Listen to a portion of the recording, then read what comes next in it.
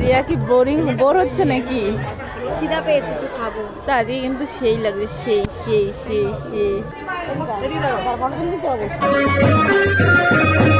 Hello guys, আনন্দ অফিসিয়ালে তোমাদের সবাইকে স্বাগত। তোমরা সবাই কেমন আছো? আশা করছি সবাই খুব ভালো আছে, আর আমিও খুব ভালো আছি। তো গাইস, আজকে চলে আসলাম সকাল সকাল একটা নিউ ব্লগ ভিডিও নিয়ে। তো গাইস, এখন আমরা সবাই রেডি হয়ে যাচ্ছি, রেডি হয়ে বেরিয়ে পড়েছি। আমার একটা ননদের বিয়ে, তো সেখানে জল সইতে যাব। তো চলো সারাদিন তোমাদের কি করছি না করছি দেখাচ্ছি। আর এই যে পূজা এদিকে রেডি হয়ে গেছে, ওর বরের জুতো পরিষ্কার করছে এখানে, ঠিক আছে? তো চলো তোমাদের সাথে গিয়ে দেখা হচ্ছে। তো গাইস, বিয়ে বাড়ির সামনে চলে এসেছি, এই যে। আর এই যে তো এই যে আমরা দুই মূর্তি, ঠিক আছে, দুই মূর্তি যাচ্ছি এখন। ফটোশুট হচ্ছে, হ্যাঁ যাবে কোন সময়? এই যে বিয়ে বাড়ির গেট, এই যে চলো। তো চলে এসেছি বিয়ে বাড়িতে। আর এই যে বিয়ে বাড়ি, ঠিক আছে, কনের কি হয়, কনের ভাবিজি, ঠিক আছে। তো অনেক লেট করে ফেলেছি আমরা, একটু বেশি কথা শুনতে হচ্ছে, কিন্তু না বেশি কথা বলছি না আমি, কাউকে। চলো। বল কোন সময় আসছিস?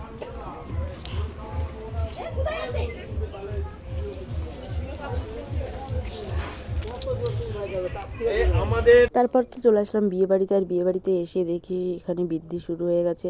আর আমার শাশুড়ি মা এসে এই যে এখানে বসে আছে। তো এই যে তারপর কনেকে নিয়ে এসে এখানে ষষ্ঠী পুজো করা হচ্ছে। আমাদের মধ্যে নাকি যখন মানে 21 দিনে তখন ষষ্ঠী পুজো করা হয় না, বিয়ের টাইমে একবারে ষষ্ঠী পুজো করে দেওয়া হয়, এটাই নাকি আমাদের মধ্যে নিয়ম। তো এই যে এখানে ষষ্ঠী পুজো হচ্ছে। ষষ্ঠী পুজোর নিয়মকানুনগুলো তোমাদের মধ্যে কাদের কাদের এরকম নিয়ম আছে তো অবশ্যই কমেন্ট করে জানাবে, ঠিক আছে? তো এই যে আর ওই কনের কাকা বৃদ্ধি করছিল।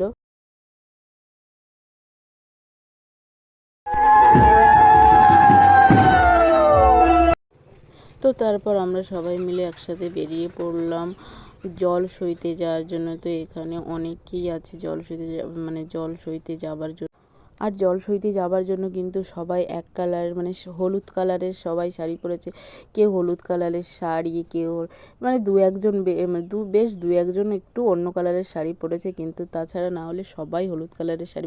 আমি তো একটা হলুদ কালারের শাড়ি পরেছি, আর আমার পাশের ননদটাও হলুদ কালারের শাড়ি। পূজা পরেছে। তো শুধু আমার শাশুড়ি মাই পরেনি, তো বয়স হয়ে গেছে, উনি হাঁটতে পারে না, তো উনি তো আর বেশি দূর পর্যন্ত যাবে না, তো ওই কারণে উনি অন্য কালারের শাড়ি পরেছে। তো চলো। তো এই যে কনের বৌদি মাথায় কুলো নিয়ে গেছে, আর এদিকে আমরা নাচানাচি করছি। তো সেই নাচানাচি করেছি। তো গাইজ, তো তারপরে এখানে যে আমার একটা দেওর আছে, সেই দেওরকে নিয়ে আমি একটু নাচানাচি করছিলাম, ঠিক আছে। ও বলছে বৌদি আমার সাথে একটু নাচো। তো আমি বললাম ঠিক আছে চলো নাচি। তো আমি তো কোনো দিনই এরকমভাবে নাচিনি, তো আমার একটু লজ্জাও লাগছিলো। তারপরে বললো না, লজ্জা করলে হবে না, যেটা নাচের জিনিস নাচ করতে হবে। আর সবাই আমাদের নাচ দেখে হাসছিল। তারপরে দিদিকে ক্যামেরাম্যানরাও আমাদের একটু ছবি করে নিচ্ছিল। তো চলো বন্ধুরা, বেশ অনেক মজাই হচ্ছে।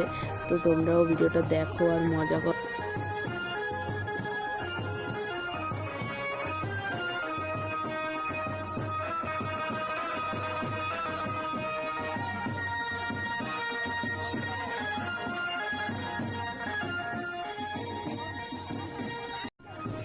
তারপর এখানে আমার দুটো ননদ আর আমি নাচছিলাম। তো এই দেখো, আমরা সবাই একরকম নাচ করছিলাম হাত ধরে।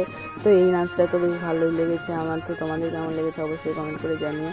তো আমি অতটা নাচতে পারি না, তো ওরা যেরকম করছিল আমিও ঠিক সেরকম করছিলাম।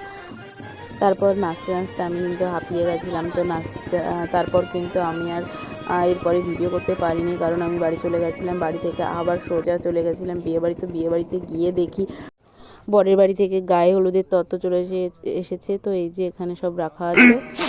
15 minutes later. So already guys, তো দেখো এখন আমাকে ড্রাইভ করে নিয়ে যাচ্ছে। তো এখন সানন্দা বৌদি আমাকে বাড়ি পর্যন্ত নিয়ে যাচ্ছে বেসিক্যালি। তো আজকে একটু বৌদি একটু টুকটাক সাজিয়ে দেবো, বিয়ে বাড়ি আছে আজকে আমরা আটা ময়দা মাখবো গাইস। না, এটা আটা ময়দার জিনিস না, এটা হলো মেক আপ। আচ্ছা মেকআপ মানে তো আটা ময়দা না এইটা যারা করতে পারে না, যাদের কোনো আইডিয়া নেই তাদেরই বলবে, আমরা আর বলবো না। একদম একদম। তো এই যে রিয়াকে নিয়ে যাচ্ছে, তো এখন আমাকে নীলগঞ্জে, আজকে তো সন্দীপরা কেউ নেই, ওরা পরে আসবে মৌসুমি থেকে, তো সেই জন্য আমাকে সারদা বৌদি স্কুটি করে নিতে এসছে। মানে ভাবা যায়, এত ভালোবাসে আমাকে, কি আর বলবো। হ্যাঁ,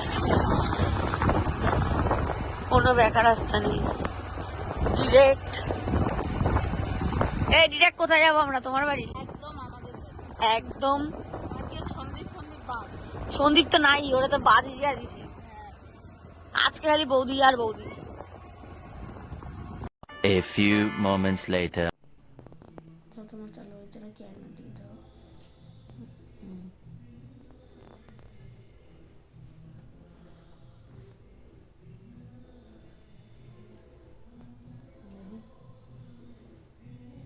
দেখে কি কালারটা দিচ্ছ? সাদা কালার দিতে করেছি।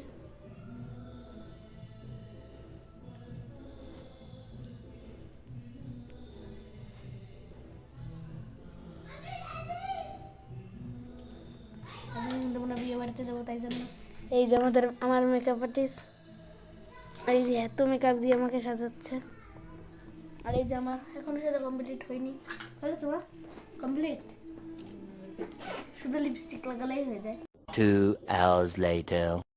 তারপর রাত্রিবেলা আবার রেডি হয়ে চলে এসলাম বিয়ে বাড়িতে। আর এখানে এসে দেখি কোণের পাশে আমার শাশুড়ি বসে আছে, আর এই যে পূজা আর এই যে আমার মেয়ে।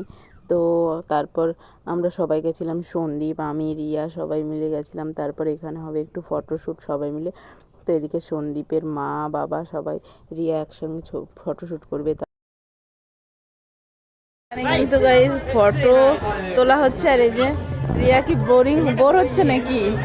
খিদা পেয়েছে, একটু খাবো। তা আজকে কিন্তু সেই লাগছে, সেই যাকে বলে।